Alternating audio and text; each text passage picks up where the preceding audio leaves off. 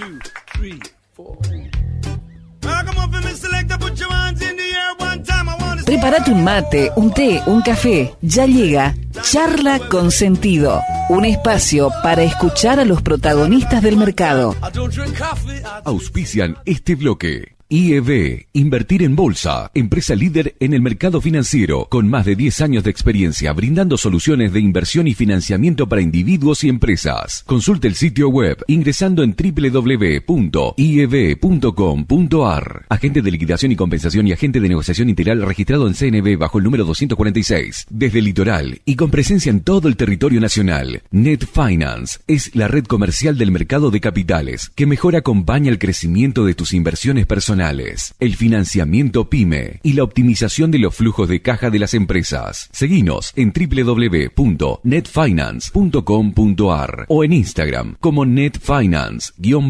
Para más información, agente productor del mercado de capitales registrado en CNB bajo el número 1158. Transporte Goichik SRL, más de 30 años de trayectoria, prestando servicio de transporte de media y larga distancia para cargas generales, paletizadas, bebidas y contenedores en todo el NEA, INOA y Round Trip a Buenos Aires. Transporte Goichik, Casa Central, Corrientes 41, Leandro en Alem, Misiones. Fontana Lubricentro levanta la bandera de que mantener tu vehículo en condiciones pase a ser un disfrute. Si no podés venir, no importa, buscamos tu auto, pero si lo traes, vas a disfrutar de una sala de espera donde te tomás un té, café o mate. Si venís con los chicos o bebés, hay cambiadores, juegos, tablet, para mirar la tele y más. Fontana Lubricentro, por tu derecho a tener tu auto bien y disfrutar hasta cuando está en el servicio. Libertad y Neuquén, Oberá Misiones.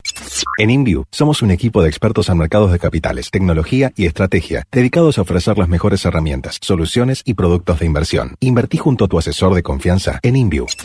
InView SAU, ALIC I número 205, ACDI número 121, ACD número 17/CNB.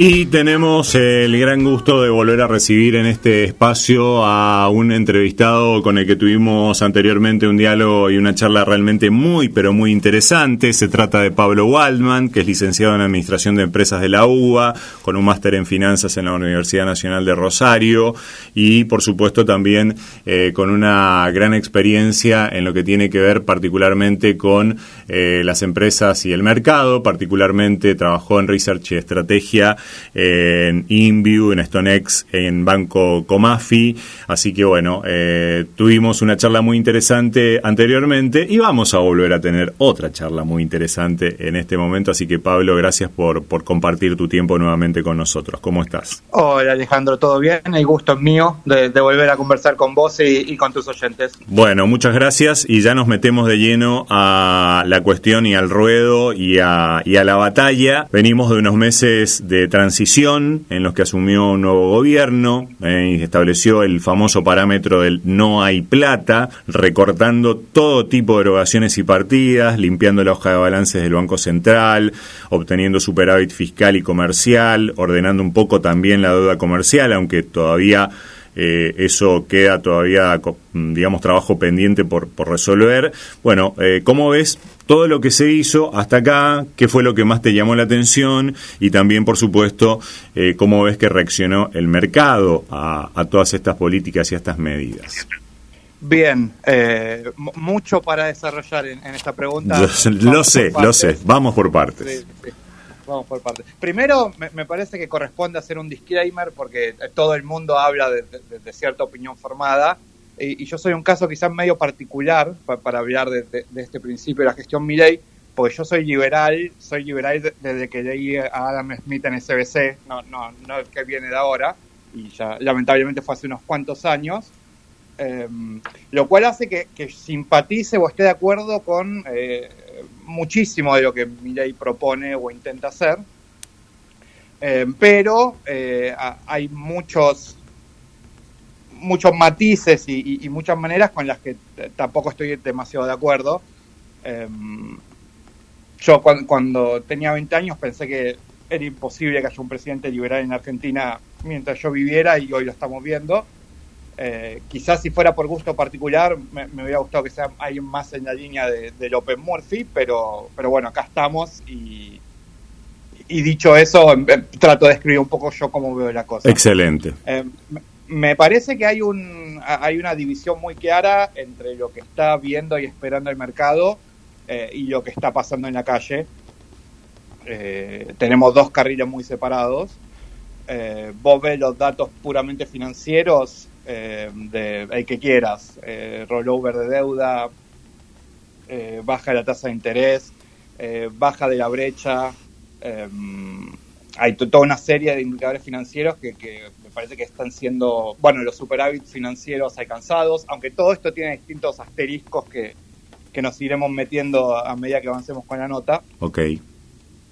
Me parece que el mercado, no me parece a mí, está en los números, reaccionó muy positivamente, tuvimos un rally muy fuerte del Merval, que hoy estamos en la zona de los $1.100, cuando hace no tanto tiempo en una línea larga estábamos boyando en 300, 400, estamos hablando de un avance muy significativo. Ya la deuda soberana cotiza, si se quiere, hasta con otro color. De a poco empezamos a dejar de pensar en paridad y volvemos a pensar en rendimiento. Tenemos una curva nueva que son los bopreales, que son un instrumento bastante complejo, pero que también está cotizando con una curva más o menos ordenada. Entonces me parece que desde lo puramente financiero, Milei, a fuerza de avanzar contra viento y marea con sus convicciones, ha logrado más en estos primeros 100 días, creo que de lo que mucha gente habría esperado. Ahora, por el otro lado, la calle está muy dura, como suele decir el dicho popular. Vos mirás cualquier número de la economía real, uso de capacidad instalada, evolución del salario medio de los registrados, y si mirás de los no registrados ni te cuento, venta minorista, despacho de cemento, lo que mires, está en una situación bastante crítica. Que de hecho los norteamericanos, que en esto de mercado ya inventaron todo, tienen una frase que usan mucho, que es que hay un divorcio entre Main Street y Wall Street, digamos, ¿no? Entre el almacenero y la bolsa de comercio. Lo cual esto no es tan raro como parece, porque la bolsa no es la economía. La bolsa es la economía más un montón de asunciones a futuro y expectativas. Entonces acá lo que tenemos que ver ahora en los próximos meses es qué pasa. Si tenemos el rebote en B prometido por parte del oficialismo y de alguna manera la economía más de llano, si se quiere, empieza a reactivar un poco, o tarde o temprano el mercado financiero va a tener que ver algunas presunciones criticadas, porque esto no podés tener la menor capacidad instalada desde el 2003 y los papeles industriales volando durante demasiado tiempo en paralelo. Esperemos que sea la economía la que converja hacia arriba, hacia el mercado, y no viceversa, porque no sería la primera vez que ocurre en Argentina, digamos. Totalmente, ¿no? Suele haber y suele darse, inclusive también en Estados Unidos, de que el mercado tiene expectativas mayores muchas veces y reacciona también de esa manera en función de cuestiones que muchas veces no se dan. Hace relativamente, no recuerdo exactamente qué cantidad de meses, pero creo que hace 2 o 3 meses esperaban un anuncio de rebaja de tasas que no se dio, y bueno, todo ese optimismo se convirtió en tristeza y depresión, ¿no? Pero me interesa ver un poco y irme a esos asteriscos que vos mencionabas respecto de que, en definitiva, por un lado, el ordenamiento financiero está muy bien, pero lógicamente y en paralelo la calle, el Main Street, como decías, está muy mal. Pero quedándonos en lo financiero, ¿en qué medida las herramientas y esos modos a los que vos aludías también y las estrategias que viene desplegando este gobierno son herramientas válidas para ir por la continuidad de tratar de ganarle, por decirlo de alguna manera, una buena salud a las finanzas del país, en definitiva? Bueno, yo creo que toda política en este momento está muy bien el planteo que vos hacés. Tenemos que tomar, porque incluso el propio gobierno dice que toma medidas con las que no tomaría en otra situación, como por ejemplo la continuidad de las retenciones o volver a restaurar ganancias con otro nombre para cuarta categoría. Entonces me parece que lo que hay que medir es esta medida me acerca hacia una economía normal, con libertad de flujo de capitales, o me aleja, o mantener esto, ¿cómo me deja? Entonces acá hay que empezar a hablar de un par de cosas. Por ejemplo, te mencionaba, bajó muchísimo la brecha. De hecho, el dólar nominalmente bajó en los últimos meses contra una inflación muy, muy alta. El que hizo un plazo fijo UVA en diciembre obtuvo una tasa de retorno directamente inaudita en dólares. Ahora bien, ¿por qué pasa esto? Bueno, en mi opinión y la de muchos colegas, acá claramente lo que pesa mucho es lo que en los diarios se nombra como el blend de exportación, que es que 20% de las exportaciones vos las podés liquidar por el contado con liquidación. Para mí, opinión personal, obviamente, esto es una política muy, muy mala. ¿Por qué? Porque vos le estás tirando un ancla al tipo de cambio financiero, forzando un montón de exportaciones a liquidar por ahí, pero no tenés contrapartida. O sea, los importadores no tienen que comprar CCL. Entonces, estás generando una oferta unilateral todo el tiempo que de alguna manera pasamos de las intervenciones puntuales de gestiones anteriores, que eran mucho más oscuras e incluso criticables porque no había un criterio, ahora directamente desviar parte del flujo comercial al mercado financiero. Ahora, obviamente que yo quiero que la brecha sea lo más baja posible, porque eso te deja más cerca de unificar, que para mí es el camino hacia adelante y creo que para casi todos. En algún momento Argentina va a tener que tener un solo dólar, como lo tuvo muchísimas veces en su historia. Y porque si no hay solución de fondo para este problema con tipo de cambio múltiples, controles y demás. Creo que ya la historia por eso fue clara. Ahora, suponete que nosotros exportemos 60.000 millones de dólares, por poner un número. Claro. El 20% son 12.000. Y nosotros cuando exportamos 60 hablamos generalmente de un superávit comercial de 15. Entonces, bárbaro, tu superávit comercial es de 15, pero tu superávit de liquidación real en el MUIC son 3. Entonces, con un número te da para pagar otras cosas y para plantearte de otra manera, y con el otro no. Entonces, para mí esto del bien en algún momento vamos a tener que desactivarlo, junto con toda la catarata de regulaciones de compra de divisas cruzado con MUIC y demás, y ahí vamos a ver cuál es la verdadera brecha. Yo entiendo que da miedo ir soltando esto, porque así estás más o menos acomodado, y cuando se te está moviendo todo tanto, soltar el dólar parece más un problema que una solución, pero eso es algo que hoy me parece que está impactando muchísimo y no le veo mucho piso de continuidad. Ningún país, por lo menos que yo sepa, y ninguno de los importantes, deriva parte de su flujo comercial sistemáticamente al mercado financiero. No, esto es algo que no existe. Y aparte, también vos podés mantener ese dólar financiero en niveles relativamente acotados porque estás atrasando el oficial a un ritmo pocas veces visto. Que ese es el elefante en la habitación, creo, porque todo este fenómeno del carry de los últimos meses, que fue ciertamente muy, pero muy rentable, está apoyado contra un tipo de cambio oficial que se mueve al 2 mensual y niveles de infla que vienen bajando del 25 y ya estamos más o menos en 15. Entonces tampoco puedes pasar muchos meses devaluando 2 contra infla de 2 dígitos o incluso de 1 alto, porque si simultáneamente vos estás hablando de que querés abrir el país al mundo y permitir importar con mayor regularidad y demás, no podés pretender que las empresas salgan a ganar mercados al mundo y que en 3 meses pierdan 30% de competitividad en dólares. Es imposible. Claro.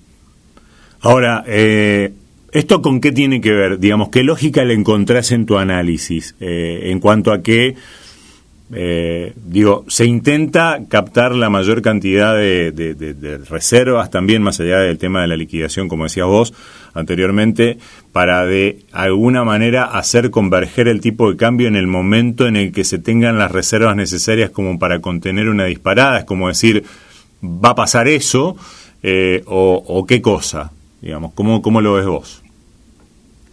Mirá, primero te acerco un número que por ahí te puede resultar interesante, porque en este momento se está dando un fenómeno raro que tiene que ver incluso con cómo se cómo el mercado opera, las distintas condiciones de los BOPREAL, que es una historia larga que me parece que excede ponernos a hablar 15 minutos de eso, pero tenés una brecha que baja, un dólar muy calmado, pero el canje, que es la diferencia entre MEP y cable, en este momento lo tenés en nivel de 6-7, que es un nivel bastante anormal contra un 2-3%. Entonces, hay cosas que crujen y hacen ruido y no termina de cerrar en algún nivel. Vos podés comprar reservas, que de hecho ese es otro punto importante. ¿Por qué? Porque tuvimos una gran compra de dólares por el MULC y acumulación de reservas en estos meses. Ahora bien, gran parte de eso, por no decir todo, es simplemente una diferencia entre percibido y devengado, entre las importaciones que vos autorizaste y lo que fuiste pagando, porque el grueso de las importaciones hoy, si bien ya no están en sistemas más opacos como el CIRA, incluso algunas licencias no automáticas y demás, vos podés pagar a 30, 60, 90 y 120. Y las exportaciones entran, digamos que hay contado para simplificar. Entonces, si vos exportás todo contado e importás en cuotas y vas contando cuánta plata te va quedando en esos meses, y sí, los primeros meses vas a sumar mucho, pero en realidad estamos sumando reservas contra importaciones que tenemos que pagar. Claro. Que es, si te suena muy similar a lo que hizo Massa, es porque es muy similar. Massa en realidad, en lugar de ofrecer cuotas, en un momento dejó de pagar, y eso es en parte lo que estamos tratando de arreglar hoy con los BOPREALes. Y aparte esto tiene sentido. ¿Por qué? Porque ¿cuándo es el periodo fuerte de exportaciones argentinas? La cosecha gruesa. Esto creo que ya lo sabemos todos. Uh-huh. Y eso todavía no empezó. Entonces es normal que las expos y las impos hasta ahora hubieran estado parejas. Lo que tenés es como se pagan cuotas, se juntó bastante, pero que después va a salir. Y esto de la cosecha gruesa nos lleva de nuevo a este tema cambiario, que es un poco el corazón del problema y para dónde salimos ahora, que es que con este tipo de cambios, con retenciones vigentes, el campo no lo veo desesperado por salir a liquidar. Vamos a tener que mirar muy fino ese tema. Obviamente siempre se liquida y se vende, pero si el productor, porque también afuera juega el mundo, ¿no? La soja viene bajando bastante junto con otros commodities. Es posible que el productor parte de la cosecha se siente arriba de los silobolsas, como se dice usualmente. Por lo tanto, ahí también va a haber me parece otra presión a soltar un poco más el tipo de cambio oficial. Y todo esto son cosas que se van a dar de acá a un mes, 2 meses, no estamos hablando de 2 años. Entonces, si bien hubo muchos logros, creo que 2 meses seguidos de superávit financiero, que después podemos charlar de cómo se logró, es algo que ni el más optimista esperaba. Me parece que todavía hay muchísimo trabajo por hacer, pero muchísimo. Justamente esa iba a ser mi próxima pregunta, porque también tiene una lógica, digamos, de cómo se logró ese superávit financiero, que se va a tener que empezar a flexibilizar un poco también en función de los acuerdos políticos que está tejiendo en este mismo momento el gobierno para obtener la sanción y lograr los números de las normas que pretende impulsar. Claro, porque, bueno, acá va a ser el famoso tema de la licuadora y la motosierra, ¿no? La licuadora tiene su límite natural en que básicamente nos estamos licuando a nosotros mismos. O sea, acá no estamos licuando a los grandes capitales extranjeros. Cuando se habla de licuar, está licuando el patrimonio neto de los bancos, está licuando la persona que no llega a defenderse contra la inflación. La licuadora es un mal necesario en el mejor de los casos, no es algo a lo que uno podría aspirar.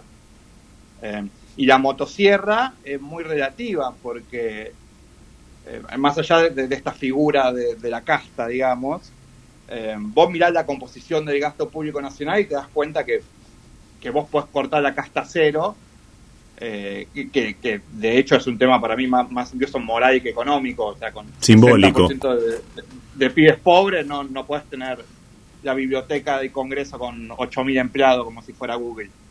Pero eso me parece es un tema más moral y de mensaje que efectivamente de impacto en los números. Entonces, cuando vos ves los números y ves en qué gasta el Estado, decís, bueno, a ver, el renglón más grueso es sueldos y jubilaciones. Habrá algo de casta en los sueldos, pero las jubilaciones es muy sensible de tocar. ¿Ves los aportes a las provincias que ya se cortaron? Bueno, yo no sé la calidad de ese gasto en cada provincia, pero evidentemente vas a impactar sobre la gente. Y ves los subsidios, tanto energéticos como de transporte. Eso lo pagamos todos. No está discriminado por casta o no casta. Pero a su vez, vos empezás a mirar fino las partidas y te das cuenta que, por ejemplo, se le pisan los pagos a Camesa. Tal cual. Y por más que uno quisiera que en un mundo ideal Camesa no exista y todo sea entre libre oferta entre agentes, si en 3 meses no le pagás a Camesa, nos quedamos sin luz todos. Entonces no es algo que vos puedas sostener. Y el ajuste sobre las jubilaciones puntualmente ya alcanzó tal nivel que hasta el propio FMI aparentemente me dice: muchachos, nos encanta el ajuste, pero por favor suelten acá porque ya es un nivel de ajuste social que dudamos de que la sociedad convalide durante mucho tiempo. Y de hecho, a mí me parece que acá estamos en el meollo del asunto y me parece que hay que destacar varias particularidades. La primera es que Milei es el primer presidente de que yo tengo uso de razón que viene a decir que va a ajustar todo, y el primer día efectivamente llega y ajusta. En cierto sentido, después decir: yo hice esto y me votaron en el balotaje, ahora estoy haciendo esto. Después podemos discutir que también o no, pero está haciendo lo que dijo que iba a hacer. Y me parece que la sociedad en general, incluyendo hasta los propios votantes de Milei, quizás no los más fervientes, sí, estamos todos un poco sorprendidos por el estilo Milei, que eso es algo que nunca se había empleado, esto de ir todo el tiempo para adelante, doblar la apuesta, triplicar, decirles a los legisladores que son ratas y el día siguiente llamarlos para ver si pueden sacar una ley, citar a los gobernadores, no ir. Me parece que sobre la oposición peronista, muy golpeada por una derrota histórica, más sindicatos y organizaciones sociales y trabajadores estatales incluso, y un montón de stakeholders, si se quiere, de la economía, que uno piensa que a priori serían reacios al plan de Milei. Me parece que están todos todavía como sorprendidos y no sabiendo cómo encarar este tema. En el medio tuviste los famosos 100 días, las vacaciones, pero en algún momento, si se juntan todos y te esperan en la esquina, no tenés con qué darles. No te puedes pelear con los sindicatos, con el Poder Judicial, con el Congreso, con absolutamente todos a la vez. Entonces, me parece que también acá estamos en un punto clave. Vos decías: se están negociando leyes. Bienvenido sea, necesitamos que se negocien y se pasen leyes, porque acá es donde también yo tengo diferencias con formas. Si vos ganás un balotaje, eso no te da la suma del poder público para que vos hagas lo que quieras. Por lo tanto, festejo que se negocie, porque además Argentina necesita la famosa reforma de fondo que desde que yo tengo uso de razón piden todos los economistas en los diarios y nunca ocurre. ¿Por qué? Porque si vos vas a competir con China, te tenés que empezar a preguntar: ¿en China tienen industria de juicio? ¿En China pagan ingresos brutos? ¿En China hay impuesto al cheque? Entonces, yo estoy 100% de acuerdo que hay que abrir más la economía. El tema es cómo lo vamos haciendo. También coincido con que el sector público en Argentina sería mucho mejor que pese 25 puntos del PBI como hace 20 años y no 45, pero de ahí a decir que el Estado es una organización criminal ya me parece un poco mucho, y tampoco me gustaría que eso se haga vía DNU, porque vos tenés que tener cuidado con los precedentes que sentás. Porque entonces si mañana gana Grabois, por poner un nombre, y saca la reforma agraria por DNU, ¿qué hacemos? Por lo tanto, me parece que hay que después de estos 100 días de atropellada, sería lógico y saludable que empiece una etapa más de negociación y consensos. Honestamente, por lo que vi hasta ahora, tengo mis dudas, pero ojalá. Uh-huh. La verdad, muy interesante esto que nos comentás, también incorporando la cuestión política, que es un ingrediente sin el cual es el aceite para el engranaje, ¿no? Si no, el engranaje De todo lo demás, obviamente, no se mueve. Y vamos despacito, un poco yendo también hacia otro parámetro u otro ambiente de que lo que tiene que ver también, digamos, con el funcionamiento de lo económico y de los mercados.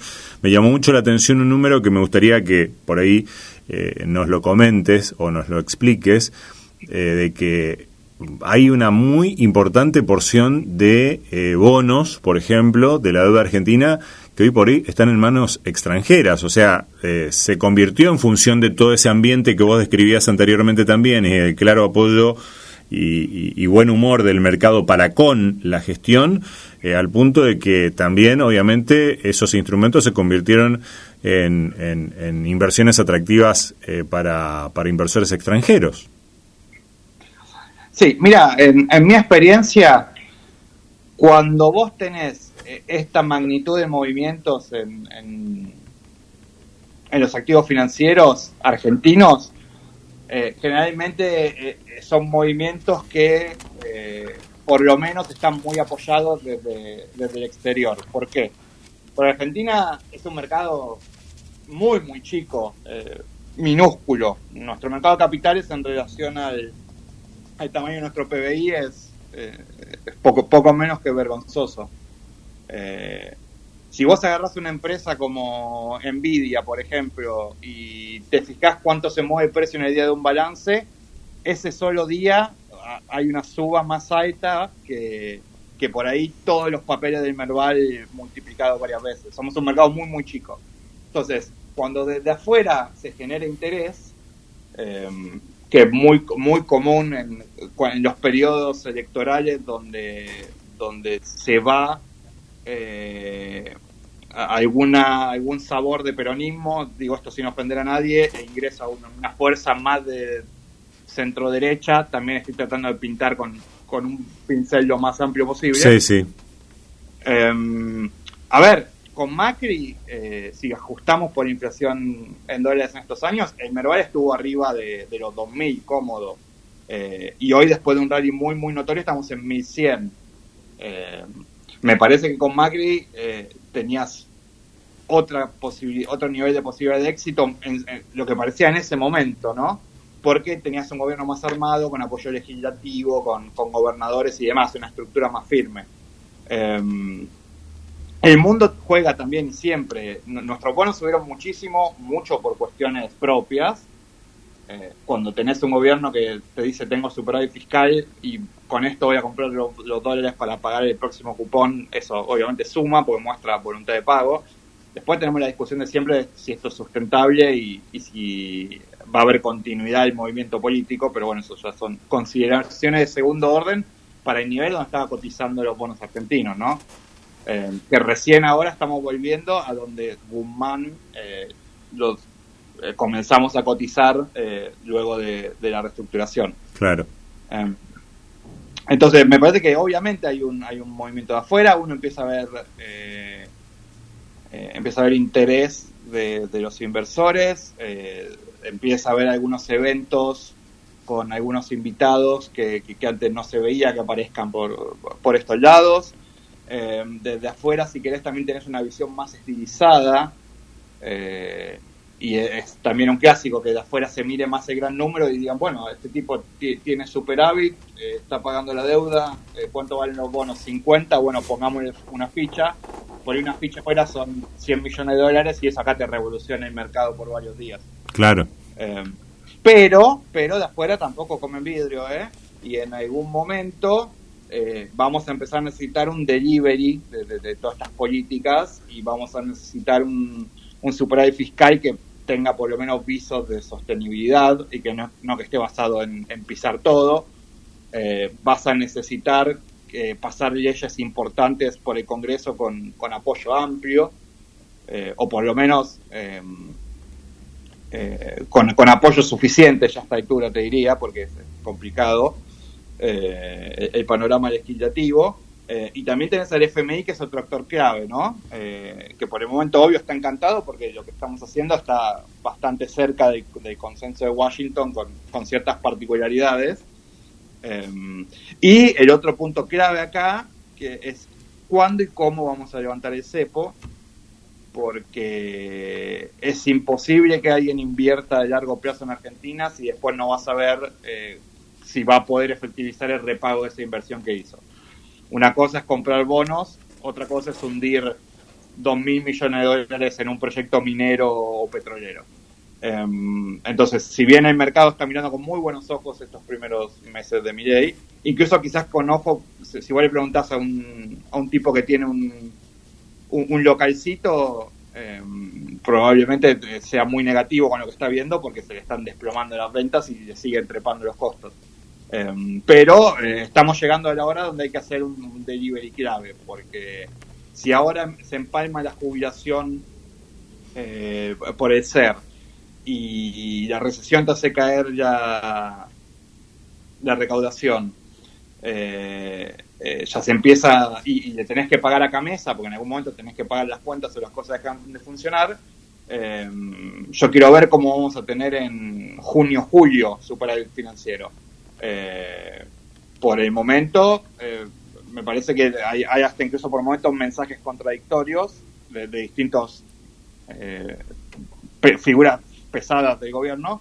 Veremos por dónde se termina decantando, pero yo lo que me parece interesante es esta dualidad entre que el mercado suba y la economía esté muy compleja. Puede durar un tiempo, en algún momento van a tener que empujar ambos por el mismo lado, y acá si desarmamos el cepo o no y un par de decisiones más clave, me parece que se juega en los próximos 2-3 meses si la economía de a poco se va recuperando y se le renueva el voto de confianza a Milei, o entramos en una situación de inestabilidad donde el factor político que comentamos va a ser clave, porque si más o menos los números te acompañan, podés desde una posición de fortaleza tratar de ir imponiendo cambios, pero sin el legislativo mínimamente comprometido es muy pero muy difícil. Vos fíjate cuando muchas veces el gobierno anuncia el cierre de tal dependencia estatal o el despido de X gente y demás, y después se choca contra toda una normativa y una serie de protecciones legales y demás que terminan licuando mucho el anuncio que se hace inicialmente. Y eso, sin los pasillos del Poder Legislativo, es imposible de cambiar. Totalmente. Ese delivery tendría que pasar por ir empezando a caminar el sendero hacia una reforma impositiva, hacia una reforma laboral y hacia una reforma previsional. Mirá, para mí lo primero, o sea, sí, pero yo te pongo un punto intermedio. O sea, para mí Argentina lo que necesita hoy es levantar el cepo. Ahora, primero cepo, sería. Claro, tenés que levantar el cepo. Ahora, para levantar el cepo y que tu industria nacional no fallezca en el camino, tenés que adecuar todo lo otro que venimos hablando hace muchísimo tiempo. Entonces, me parece que ojalá primero se pudieran pasar las reformas y después abrir el cepo. Pero quizás acá terminemos abriendo el cepo primero y después corriendo atrás para tratar de arreglar las cosas contra el reloj que no se terminan de caer. Totalmente. Hablando un poquito de lo que se ve en el mercado, ¿no? ¿Qué ves, como interesante, que te llamó la atención, para bien o para mal, tanto en renta fija como en renta variable a nivel local? Antes de hacerte una pregunta, de hacer un pequeño sobrevuelo también por los mercados del mundo y en particular también en Estados Unidos, y ver un poco qué pasa en otros lugares. Mirá, la verdad que el mercado argentino se puede dividir por partes. Todo lo que es tasa en pesos, renta fija en pesos y demás, es algo que hace un tiempo viene bastante complicado. Tenés tasas negativas continuamente, o sea que básicamente estás accediendo a ser licuado antes incluso de comprar el título. Y en algunos casos tasas muy negativas. Todo este fenómeno de tasas negativas abusa del cepo, me parece. Esto ya no es uso, es abuso del cepo. Es muy difícil justificar porque alguien pagaría ser menos 60 por un título si pudiera hacer otras cosas con mayor libertad. Entonces, ¿qué fue lo que viene salvando las papas hace rato? Bueno, el plazo fijo UVA que fuerzan a los bancos a dar, cosas extrañas de Argentina, que el regulador le dice a un banco que te tiene que dar un producto sí o sí, pero ese producto está tan desfasado del resto del mercado que el banco te lo trata de ocultar, entre comillas, Claro. o no publicitar y demás. Bueno, cuando el regulador financiero obliga a alguien a dar un producto que no quiere, generalmente es un negocio, es un gran negocio y terminó siendo un negocio. Entonces, la verdad que la parte de pesos, los que trabajan en tesorería de empresas y demás, no pueden entrar y salir de acciones todo el tiempo, o por lo menos no me parece una buena idea. Entonces, ¿para qué hace cash management? Estás condenado a jugar el juego de la silla de cómo hago para que me licúen lo menos posible. Que es también un poco una deformación de esta idea de licuadora. Los ahorros también tienen que pasar por la misma licuadora. Después, lo que es ONs corporativas argentinas, por motivos legislativos, hace rato que por mejor que sea la empresa, la sobretasa que te paga hoy pongamos una Pampa por sobre Microsoft, muy baja, y hace difícil justificar eso solo en base a criterios de evaluación, lo cual te deja dos grandes rincones del mercado, que es donde te va empujando, que son los soberanos en dólares o al equity. Un poco el mercado solo te va empujando hacia eso por descarte de otras alternativas. ¿Hay espacio para que el equity siga corriendo? Bueno, recién te decía que con Macri el Merval valió el doble de lo que vale hoy. Esto no significa que va a volver a pasar, pero digo, si empezamos a ver algo de delivery de políticas un poco más firme y ya no vienen con tanto asterisco como esto que cada cosa la tenemos que comentar 5 minutos. Claro. Y el mundo acompaña, porque el mundo juega, el S&P está en máximos, Bitcoin está por ahí, quieras que no, este sentimiento de risk on a nosotros, aunque sea el eco lejano, porque no somos ni frontera hoy, somos el que viene por frontera, nos sirve. Y después soberanos en dólares, hablamos la vez anterior, me acuerdo, yo dije, mira, el que compra hoy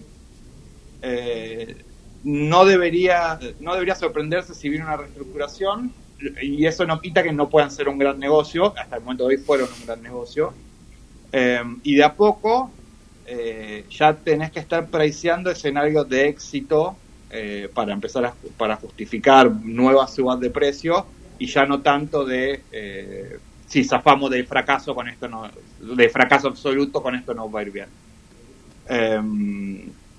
Te diría que depende mucho de la lectura que hace cada uno de la situación. A mí en bonos subieron bastante menos en estos últimos 3 meses, pero a mí en bonos soberanos desde hoy ya empezaría a dejar de ver si sale todo bien con cuál es el que más me llevo, y llevar al 30 o al 35, y empezaría a mirar, si esto pega una patinada y vuelve a haber dudas, o incluso vamos a una reestructuración, ¿qué me deja más firme? Hoy el spread en legislación lo tenés en niveles muy muy bajos, yo aprovecharía para llevar legislación extranjera, y 38 y 41 son los dos que más me gustan por un tema de protecciones legales, indenture y demás. Si me preguntás hoy cómo veo el tema de bonos soberanos, lo veo así, siguen siendo una apuesta de alto riesgo, pero si el país dentro de 2 años es una economía más o menos normal, tenés todavía un montón de upside ahí. Totalmente. Y después lo que es acciones, acciones, honestamente, tenés dos vertientes. Tenés que estudiar, si tenés el tiempo para estudiar esto a fondo, acá lo que hay que ver claramente es qué sector va a ganar y qué sector va a perder, porque Argentina está acostumbrado de alguna manera a que todos ganemos, no cierre nadie y después perdamos todos. Esto todo dicho muy entrecomillado, ¿no? Digamos, que esto de que el argentino generalmente es más tolerante a la inflación que a la recesión, entonces durante mucho tiempo se eligió imprimir a mansalva y que todo siga más o menos encorsetado funcionando. Entonces vos podés ver qué sectores te gustan puntualmente. A mí me gusta el sector, me parece que los sectores regulados, si uno aposta que esto va a andar bien, como bancos y utilities, todavía para un país normal tienen bastante espacio para crecer. Energéticas como Vista, que ya subió un montón, pero la verdad que me saco el sombrero de cómo viene el mago Galucho operando esa empresa. Pero por ejemplo YPF, en una economía normal, incluso que la quiera privatizar, también podría valer bastante más. Entonces hay que mirar fino con la lupa a ver qué gusta de todo lo que hay. Y la otra alternativa, para el que quizás no tiene tanto tiempo o recién está arrancando, lo que sea, simplemente con cualquier gestora de fondos comunes de inversión, todas tienen por lo menos un fondo dedicado a acciones, donde tenés al alcance de un clic una exposición diversificada al grueso de los papeles argentinos cotizantes, mirar 2 o 3 y elegir alguno. Perfecto. Estamos charlando con Pablo Waldman, licenciado en Administración y con una maestría en Finanzas también, con una gran experiencia en lo que tiene que ver con Research y Estrategia. Pablo, para ir redondeando la charla, bueno, te preguntamos un poco a propósito de eso que vos mencionabas, de que el mundo está también, si se quiere, jugando un poquito a favor y acompaña todo esto. ¿Qué miradita le das también respecto de lo que está pasando también con la economía estadounidense, con la economía china, que también nos la mencionabas en la charla anterior? Bueno, cómo están influyendo los conflictos armados que se están dando también, y bueno, y los fenómenos que vos también mencionabas anteriormente respecto de este fenómeno y esta situación relacionada con la baja de los precios de los commodities, por ejemplo. Bueno, para hacer a muy vuelo de pájaro una mirada por el mercado internacional, Estados Unidos continúa sorprendiendo por la resiliencia de su economía. La verdad que cuando vimos la tasa de 10 años tocando 5% hace no demasiado tiempo, todos esperábamos que la economía afloje bastante más, y la verdad que es una topadora. Se van acumulando abajo ciertas señales de estrés. No sé, cuando vos mirás deuda en tarjeta de crédito, mora en préstamos de autos, subprime y demás, empezás a ver que hay gente que le va llegando el agua al cuello, pero el consumidor norteamericano, básicamente, generalizando obviamente, ¿no?, consume hasta que le cortan la tarjeta literal. Y la posición del dólar como moneda de intercambio internacional le da a Estados Unidos muchísimo un caché que no tienen otras economías, como para que si bien hay ciertas desvíos adelante o estás teniendo un gasto fiscal muy muy alto, en definitiva no se termine notando. Y después a una economía firme o más firme de lo que se esperaba, a nivel bursátil se le suma no quiero usar la palabra burbuja porque no lo sabemos, pero por lo menos un fervor muy importante por cierto sector de las tecnológicas, esperando una auténtica revolución en materia de inteligencia artificial y demás. Vemos que Nvidia saltó de ser hace una década y monedas una empresa chiquitita frente a los Intel del mundo, y hoy, como su arquitectura es la más adaptable para procesar los servers de los servicios de inteligencia artificial, vale 10 veces más que Intel y es una de las 3-4 empresas más grandes del mundo. Entonces también ahí hay que ver, cuando baje un poco la espuma de eso, si es que baja, dónde nos encontramos. Pero a mí Estados Unidos me parece que es una casa con problemas, si se quiere, pero de las economías grandes sigue siendo la más linda del barrio. Europa tiene problemas sostenidos y la intensificación de la guerra en Ucrania, o por lo menos las perspectivas de que no se resuelva esto ni en el corto ni en el mediano plazo claramente no juegan a favor. Y después China directamente me parece que es el gran riesgo. el sistema chino de toma de decisiones y de reporte de información es bastante opaco, por lo tanto a veces uno no sabe realmente dónde está la situación allá en la calle, cómo está parado, pero daría la sensación de que tuvimos un colapso silencioso del mercado inmobiliario en varias de las principales ciudades de China. Cuando uno ve la representación del mercado inmobiliario dentro del PBI chino y la representación del PBI chino dentro del global, ya mirando eso uno esperaría que haya consecuencias quizás un poco más fuertes. Pero por el momento se está manejando, está relativamente contenido. Ahora yo no descartaría que sea por fenómenos internacionales como este contagio chino, o incluso vinculado a los geopolíticos que comentabas. Está siempre ahí Taiwán como potencial foco de crisis, que incluso es uno de los principales jugadores del mercado de chips, enlazándolo también a quizás las valuaciones realmente altas que vemos en ese sector. Me parece que deberíamos ver en algún momento del año un pullback por lo menos del 10%, que podría dar oportunidades más interesantes para entrar, porque los mercados no sirven en línea recta hacia el infinito, ¿no? Siempre hay serruchos en el medio. Obviamente, si yo hubiera dicho esto cualquiera de los últimos 2 años, hubiera estado equivocado porque los serruchos fueron muy, muy breves, pero bueno, anotame como escéptico de que ciertas valuaciones se terminen constatando de algunos años.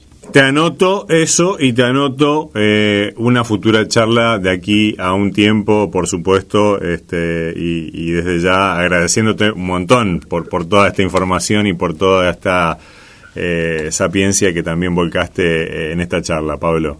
No, por favor, Alejandro, siempre un gusto. Volvemos a ver en unos meses, cuando quieras, y quedamos en contacto. Perfecto, muchas gracias.